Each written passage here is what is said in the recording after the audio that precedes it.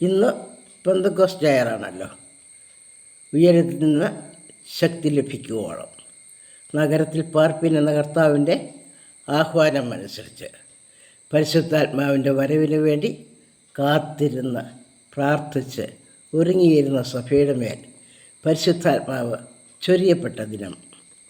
ഈ ദിവസം നമ്മുടെയും ജീവിതത്തെ നമുക്ക് ദൈവസന്നിധിയിൽ സമർപ്പിക്കാം. പരിശുദ്ധാത്മാവ് നമ്മുടെ മേലും വരുവാനും കൃപകളും വരങ്ങളും ജ്വലിക്കുവാൻ, വചനത്തിൽ വേരൂന്നി നടക്കുവാൻ ദൈവത്തിൻ്റെ ആത്മാവ് നമ്മെ സഹായിക്കണമേ എന്ന് പ്രാർത്ഥിക്കാം. തനിമയിലേക്ക് എന്ന കൂട്ടായ്മ ഏവരെയും ദൈവനാമത്തിൽ സ്വാഗതം ചെയ്യുന്നു. യാക്കോബിൻ്റെ ലേഖനം 1-ാം അധ്യായം 17-ാമത്തെ വാക്യം വായിക്കുന്നു. എല്ലാ നല്ല ദാനവും തികഞ്ഞ വരം ഒക്കെയും ഉയരത്തിൽ നിന്ന് വെളിച്ചങ്ങളുടെ പിതാവിങ്കൽ നിന്ന് ഇറങ്ങി വരുന്നു. അവന് വികാരമോ ഗതിഭേദത്താലുള്ള ആച്ഛാദനമോ ഇല്ല. ജീവിതത്തിൽ തികവിൻ്റെ അനുഭവം, അതാണ് നമുക്ക് ആഗ്രഹം. എന്തെല്ലാം ഉണ്ടെങ്കിലും ഒരു തികവ് നമുക്ക് തോന്നുന്നില്ല, സംതൃപ്തി തോന്നുന്നില്ല. എവിടെയൊക്കെയോ കുറവുകൾ മാത്രം നാം ദർശിക്കുന്നു. നമ്മുടെ ജീവിതത്തിൽ നാം തന്നെ ദർശിക്കുന്നു തൃപ്തിയില്ലാത്തൊരു ജീവിതം. മറ്റുള്ളവർ നമ്മുടെ ജീവിതത്തെ വീക്ഷിക്കുമ്പോൾ അവരും നമ്മിലുള്ള 100 കുറവുകളെ കാണുന്നു. എന്നാൽ ഈ ബലഹീനതയുടെ നടുവിൽ നിന്നുകൊണ്ട് ദൈവിക ശക്തി പ്രാപിച്ച് തികഞ്ഞ വരം പ്രാപിച്ച് ജയജീവിതം നയിക്കുവാൻ ദൈവം തൃത്വൈക ദൈവം നമ്മോട് കൂടെ ഉണ്ട് എന്നുള്ള ഉറപ്പാണ് ഈ ദിവസത്തിൽ സഭയ്ക്ക് ലഭിക്കുന്നത്. നമ്മുടെ ബലഹീനതകളെ അറിയുന്ന ദൈവം, നമ്മുടെ ബലഹീനതകളെ ചുമക്കുവാൻ സന്നദ്ധതയുള്ള ദൈവം, ആ ദൈവം നമ്മെ ദിനംതോറും താങ്ങി നടത്തുന്ന കൃപയ്ക്കായിട്ട് സ്തോത്രം ചെയ്യാം. ഇന്നലകളെ ദൈവം ഓർക്കുന്നില്ല, ഇതുവരെയുള്ള നമ്മുടെ ജീവിതത്തെ ദൈവം ഓർക്കുന്നില്ല. എന്നാൽ സാത്താൻ്റെ പ്രകൃതമാണ് നമ്മുടെ ഇന്നലകളെ ഓർപ്പിച്ചുകൊണ്ട് നമ്മെ തേജോവധം ചെയ്യുവാൻ ശ്രമിക്കുന്നത്. ദൈവിക പദ്ധതി അനുസരിച്ച് പ്രത്യാശയാണ്, ഭാവിയെക്കുറിച്ചുള്ള പ്രത്യാശയാണ് ദൈവം നമുക്ക് പ്രദാനം ചെയ്യുന്നത്. നമ്മുടെ സകല പാപങ്ങളെയും സമുദ്രത്തിൻ്റെ ആഴത്തിലിട്ടു, ആരും പൊക്കാതെ വണ്ണം നമ്മുടെ ദൈവം നമ്മുടെ കുറവുകളെയും നമ്മുടെ ബലഹീനതകളെയും ആഴത്തിൽ ഇട്ടു. ദൈവം ആഴത്തിൽ കളഞ്ഞ ആ പാപങ്ങളെ കുത്തിപ്പൊക്കി ഇന്നും പരസ്പരം തേജോവധം ചെയ്യുവാൻ സാത്താൻ ആളുന്നു നമ്മെ പ്രേരിപ്പിക്കുന്നത് എന്ന് നമുക്ക് ഓർക്കാം. നമ്മുടെ സാമൂഹ്യ ജീവിതം തികഞ്ഞതാകണമെങ്കിൽ ഈ തികഞ്ഞ വരം നൽകുന്ന ദൈവത്തിൽ നിന്നും തികഞ്ഞ അനുഗ്രഹങ്ങൾ പ്രാപിക്കണം. അതെന്തൊക്കെയാണ്? ഈ എല്ലാ കാര്യങ്ങളും നാം തികവുള്ളവരായി നടത്തുവാൻ ദൈവം ശക്തനാണ്. നമ്മുടെ കുറവുകളെ മറക്കുക, മറ്റുള്ളവരുടെ കുറവുകളെ മറക്കുക, പ്രത്യാശയോടെ ഏവരെയും കാണുക. ഒരു പ്രത്യാശയുണ്ട്. എല്ലാവരുടെയും സെൻ്റ് അഗസ്റ്റിൻ പറയുന്നത് പോലെ ഏത് വിശുദ്ധൻ്റെ ജീവിതത്തിലും ദോഷകരമായ അല്ലെങ്കിൽ മോശമായ ഒരു ഭൂതകാലമുണ്ട്. ഏത് പാപിയുടെ ജീവിതത്തിലും പ്രത്യാശാനിർഭരമായ ഒരു ഭാവിയുണ്ട്. അത് നമ്മുടെ ജീവിതത്തിൽ ഇന്നും അർത്ഥവത്തായൊരു സന്ദേശമാണല്ലോ. നമുക്ക് ദൈവത്തിൻ്റെ ദാനത്തെക്കുറിച്ച് ചിന്തിക്കുമ്പോൾ തിരുവചനം നമ്മളെ ഓർപ്പിക്കുന്നത് യാക്കോബിൻ്റെ ലേഖനം 1-ാം അധ്യായം 4-ാം വാക്യത്തിൽ യാക്കോബ് പറയുന്നു, നിങ്ങൾ ഒന്നിലും കുറവില്ലാതെ തികഞ്ഞവരും സമ്പൂർണരും ആകേണ്ടതിന് സ്ഥിരതയ്ക്ക് തികഞ്ഞ പ്രവൃത്തി ഉണ്ടാകട്ടെ.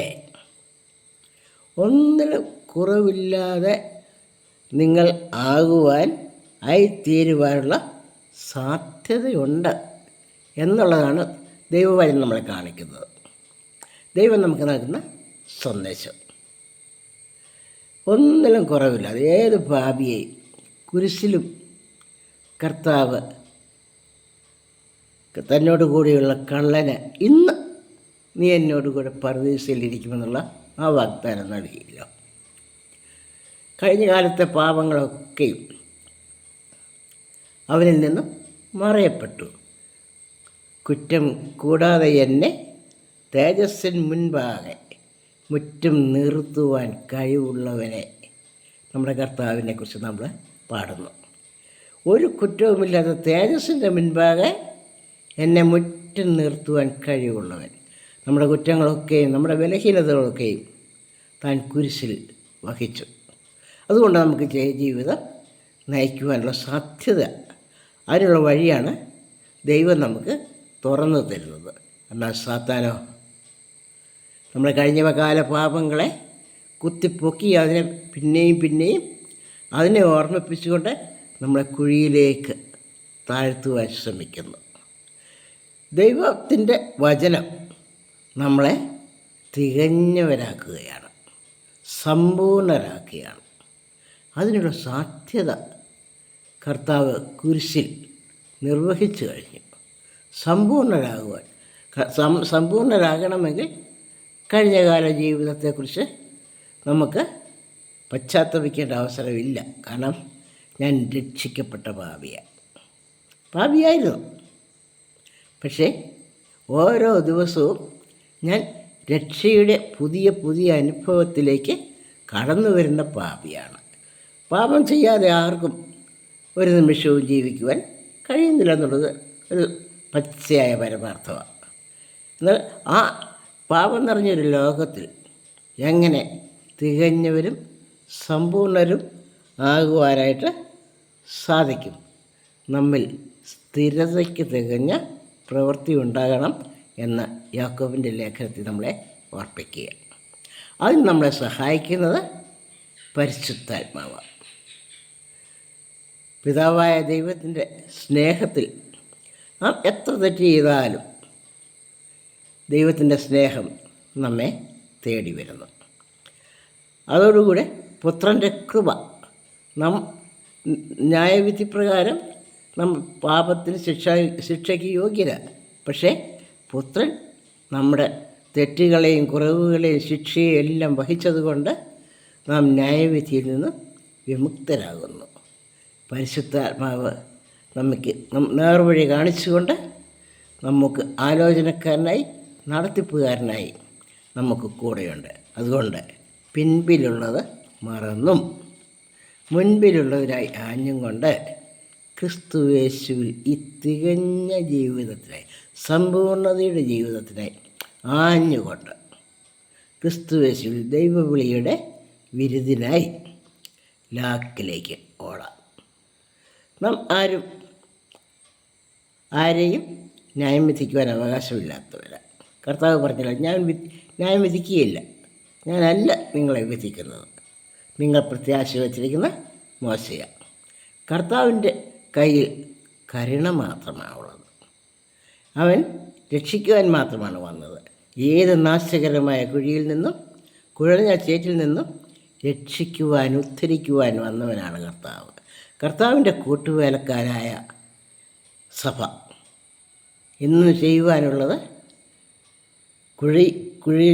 നാശകരമായ കുഴിയിലേക്ക്, കുഴഞ്ഞ ചേറ്റിലേക്ക് നമ്മുടെ കൂട്ടുകാരനെ തള്ളിയിടാതെ അവരെ കൈപിടിച്ചുദ്ധരിച്ച് അവരുടെ ഗമനത്തെ സ്ഥിരമാക്കുകയാണ് വേണ്ടത്. അതിന് പരിശുദ്ധാത്മാവ് നമുക്ക് എപ്പോഴും സഹായിയായിട്ട് ഉണ്ട്. അത് നമുക്ക് പ്രത്യാശയോടെ ദൈവത്തിന് സ്തോത്രം ചെയ്യാം. നമുക്ക് ലഭിക്കുന്ന എല്ലാ നല്ല ദാനവും എവിടെ നിന്നാണ്? നമുക്ക് ആർക്കും ജന്മസിദ്ധമായി ലഭിച്ച ദാനമല്ല.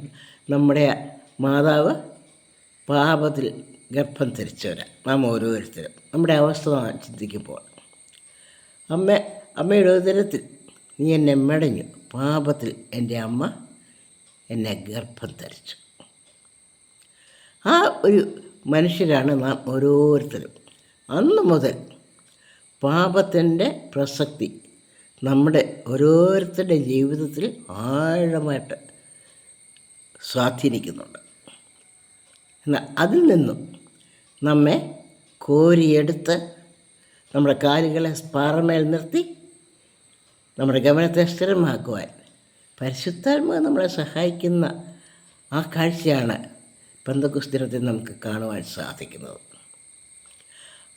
ആ പരിശുദ്ധാത്മാവ് നമ്മെ ശക്തീകരിക്കട്ടെ. കർത്താവിനെ 3 പ്രാവശ്യം തള്ളിപ്പറഞ്ഞ പത്രോസിനെയാണല്ലോ വലിയ സാക്ഷ്യത്തിനായി ദൈവം ഉയർത്തിയത്. 3 പ്രാവശ്യം കർത്താവിനെ തള്ളിപ്പറഞ്ഞു. 1 അല്ല, 2 അല്ല, 3 പ്രാവശ്യം തള്ളിപ്പറഞ്ഞു. ആ പത്രോസിനെ തന്നെയാണ് സുവിശേഷ ഘോഷണത്തിനായി കർത്താവ് പെന്തക്കോസ്ത് നാളിൽ അതിനുശേഷവും ഏറ്റവും അധികമായി എടുത്ത് ഉപയോഗിച്ചത്. അപ്പോൾ നല്ല ദാനം ഉയരത്തിൽ നിന്ന് വെളിച്ചങ്ങളുടെ പിതാവിൽ നിന്ന് വരുന്നു. അവൻ്റെ പ്രത്യേകത, അവന് വികാരമോ ഗതിഭേദത്താലുള്ള ആച്ഛാദനമോ ഇല്ല. ദൈവത്തിൻ്റെ പ്രത്യേകത വികാരമോ ഗതിഭേദത്താലുള്ള ആച്ഛാദനമോ ഇല്ല. ആ ദൈവമാണ് ഇന്നും സഭയെ നടത്തുന്നത്, സഭയെ ഭരിക്കുന്നത്, സഭയ്ക്ക് വഴികാട്ടിയായിരിക്കുന്നത്. കർത്താവ് ജീവിച്ചിരുന്ന കാലത്ത് തൻ്റെ ശിഷ്യന്മാരുടെ ഇടയിൽ അവരുടെ ഇടയിൽ തർക്കമുണ്ടായി. എന്താ തർക്കം? അവരിൽ ആരാണ് വലിയവൻ? ഇന്നും ഈ തർക്കം നിലനിൽക്കുന്നു.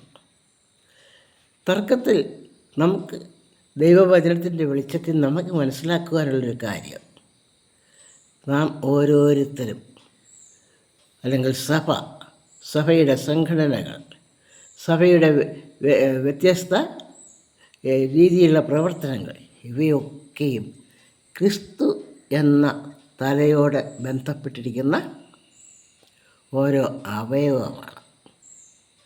ആ ഒരു കാഴ്ചപ്പാടിൽ നാം വീക്ഷിക്കുമ്പോൾ ക്രിസ്തു മാത്രമാണ് ഉയർന്നവൻ.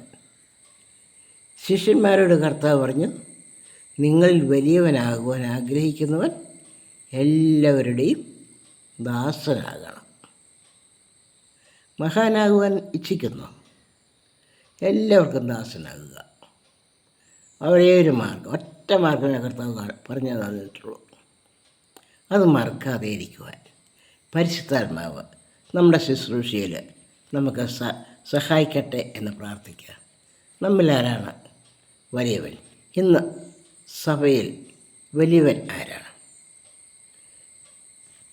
ഓരോരുത്തരും തങ്ങളെ തന്നെ മറ്റുള്ളവരുടെ ദാസൻ എന്ന് കരുതി അവരെ ആത്മീയ ജീവിതത്തിൽ വീണു പോകുന്നെങ്കിൽ കരം പിടിച്ചുയർപ്പിക്കുവാൻ ബാധ്യസ്ഥൻ എന്നുള്ള നിലയിൽ അവരെ കരുതുക.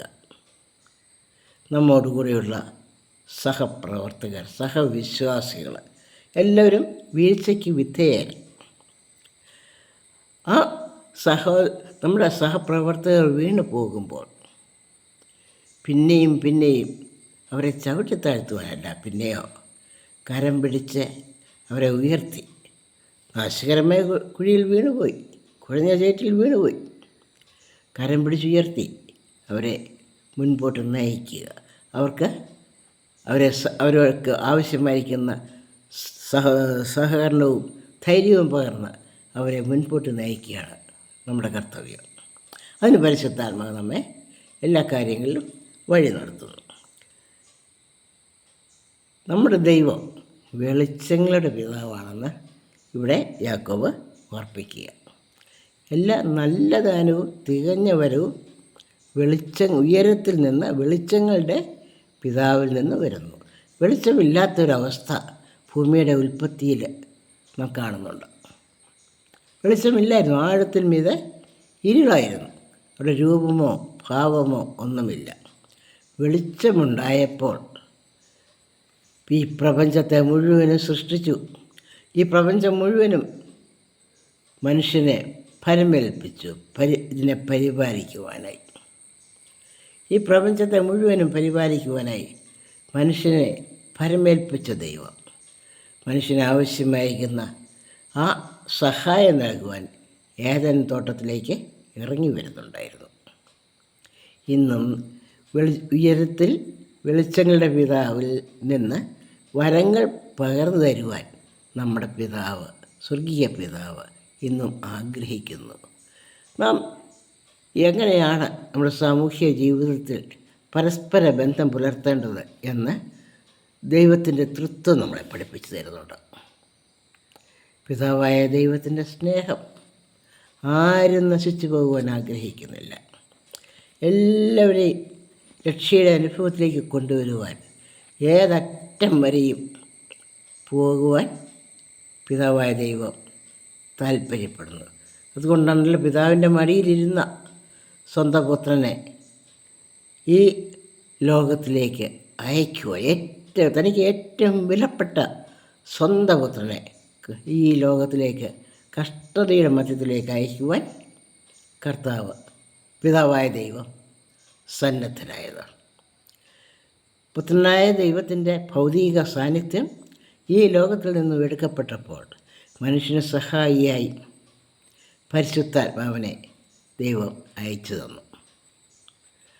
അവിടെ ആ സന്തുലിതാവസ്ഥ നാം കാണുന്നത് കർത്താവിൻ്റെ ഒരു പ്രസ്താവനയുണ്ട്: പിതാവ് എന്നേക്കാൾ വലിയവൻ.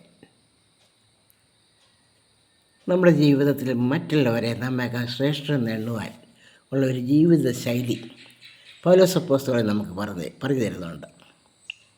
പിതാവ് എന്നേക്കാൾ വലിയവൻ എന്ന ഒരു മനോഭാവമാണ് പുത്രൻ തമ്പുരാൻ ഈ ലോകത്തിൽ ജീവിച്ചപ്പോൾ നമുക്ക് കാണിച്ചു തന്നത്. പിതാവ് പറഞ്ഞു കേൾക്കുന്നതല്ലാതെ പുത്രന് സ്വയമേവ ഒന്നും പറയാനില്ല. പിതാവ് ചെയ്ത് കാണുന്നതല്ലാതെ പുത്രന് ഒന്നും ചെയ്യാനില്ല. എല്ലാ മാനവും മഹത്വവും പിതാവിന് കൊടുക്കുവാൻ പുത്രൻ സന്നദ്ധരാകുന്നു. ഒരു വലിയൊരു മാതൃകയാണ് നമുക്ക് കാണിച്ചു തരുന്നത്. നമ്മുടെ സമൂഹം സ്വർഗീയ തുല്യമാകുവാൻ, മറ്റുള്ളവരെ നമ്മേക്കാൾ ശ്രേഷ്ഠരെന്ന് എണ്ണുവാൻ ഉള്ള ഒരു വലിയ കൃപ, അത് ഉയരത്തിൽ നിന്ന് മാത്രമേ നമുക്ക് ലഭിക്കുന്നുള്ളൂ, സാത്താനിൽ നിന്ന് ലഭിക്കുന്നില്ല. സാത്താൻ എല്ലാവരെയും കുറ്റപ്പെടുത്തിക്കൊണ്ട് ജീവിക്കുവാൻ, യോബിനെ പോലും കുറ്റപ്പെടുത്തുവാനാണല്ലോ ദൈവത്തിൻ്റെ സന്നിധിയിലെടുത്തിരുന്നത്. നമ്മുടെ ജീവിതത്തിൽ നമുക്ക് ജാഗ്രതയായിരിക്കാം. അതുകൊണ്ട് യാക്കോബ് ഇവിടെ നമ്മളെ ഓർപ്പിക്കുകയാണ്, 19 മുതലുള്ള വാക്യത്തിൽ ഓർപ്പിക്കുകയാണ്. നമ്മളെന്ത് ചെയ്യണം? ഏത് മനുഷ്യനും കേൾപ്പാൻ വേഗതയും പറവാൻ താമസവും കോപത്തിന് താമസമുള്ളവനും ആയിരിക്കട്ടെ. നമ്മുടെ ജീവിതശൈലി പടുത്തുയർത്തുമ്പോൾ ഇത് നമുക്ക് സൂക്ഷിക്കാം. കേൾപ്പാൻ വേഗത, പറവാൻ താമസം, കോപത്തിന് താമസം.